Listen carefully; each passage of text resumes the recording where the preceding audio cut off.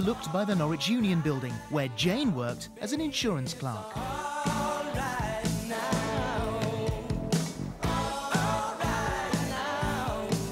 Her office has now been turned into a pub, possibly as a tribute to Jane, but we're not really sure. Wow, this is different. There's no desks anymore. She said, see if you recognise anyone. I said, yes, I do, absolutely. Hello, Jane. How are you? Good to see you. Oh, gosh, this is just completely different, isn't it? Yeah. Where's our desks? I know, where have they gone? Jane worked in the motor claims department with Pat and Leslie. Well, I first met Jane in 1974. Initially, we knew nothing whatsoever about her skating. It was only a couple of months later that we actually, found out she did a bit of skating. We'd seen how tired you were trying to combine a job along with training. Well, we knew you couldn't carry on like that for a while. It was, yeah, it was hard. We felt so sorry for her because where the rest of us had come to work and then go home and feet up, do nothing, they were off skating. Every spare moment for the copper and the insurance clerk was spent at the rink for all-important training time. A pair of them were both devoted to skating. I mean, they didn't go anywhere else or do anything else. They would skate, skate, skate, skate, skate. Working around Chris's police schedule was the toughest challenge. Sometimes it meant getting on the ice for a few hours before work at 4 a.m. Other times, they'd have to wait for Chris to finish his shift, which meant they wouldn't get on the ice until after 10. They would skate throughout the night. Other times, are foamy as Christmas Day. Kind of go down and open up and let them in. Their dedication, their discipline was amazing. We all had jobs at that time, financially you really had to work to support your skating. But they had a dedication kind of way above the rest of us. It was also around this time that Chris and Jane began working with a new trainer.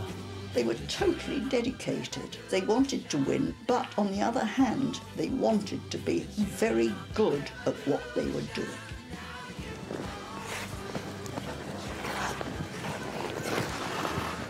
Betty she was like our Miss Jean Brodie. She sort of gave us etiquette lessons and how to behave in off the ice as well as on the ice. So we were two kids from Nottingham, Just occasionally you had a little fraction on the ice. A spat?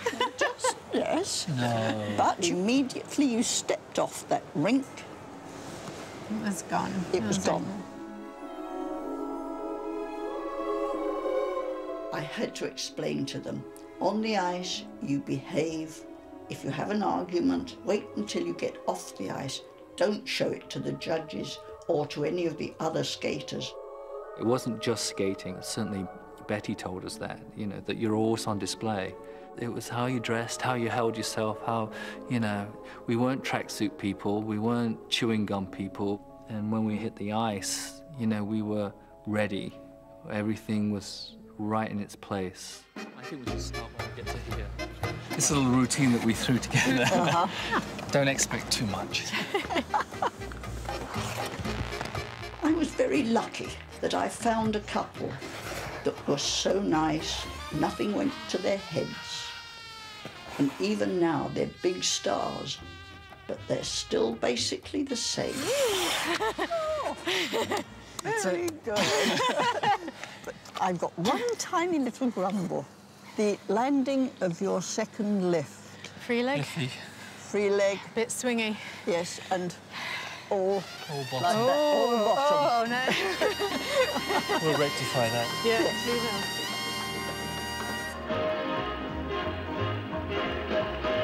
In 1980, the insurance clerk and the policeman competed at the Winter Olympics in America.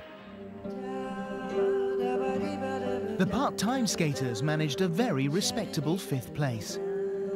That's when you could see, I would say for the first time, that they were going to be great. You could see together they were two skaters who were two skaters but one. Chris and Jane's baby success put them at a crossroads. To go any further, they knew they would have to commit 100%. So, in the summer of 1980, they finally quit their jobs and dedicated their lives to ice skating. That's where Norwich Union used to be. That's where I used to work. And I'd be walking around the square, and we kind of go, Right?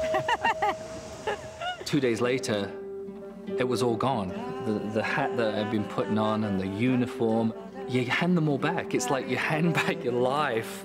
It was a real revelation for me to feel suddenly unemployed and just doing this skating thing. The gamble had paid off. Just a year later, they won their first European Championship. What was the feeling on winning that crown? It's hard to describe the feeling. It took us a couple of days for it to sink in. You know, it's still quite unbelievable at the moment. And with success came fame. Overnight, Torvill and Dean turned into Britain's skating celebrities.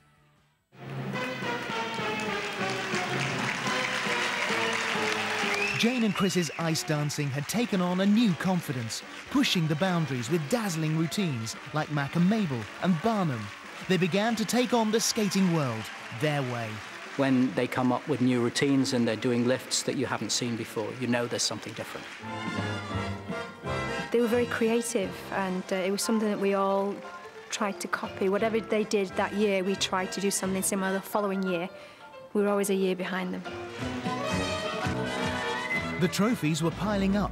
British, European and World Championships followed, one after the other, year after year. Their routines were the highlight of every competition. Whatever they did was just magic.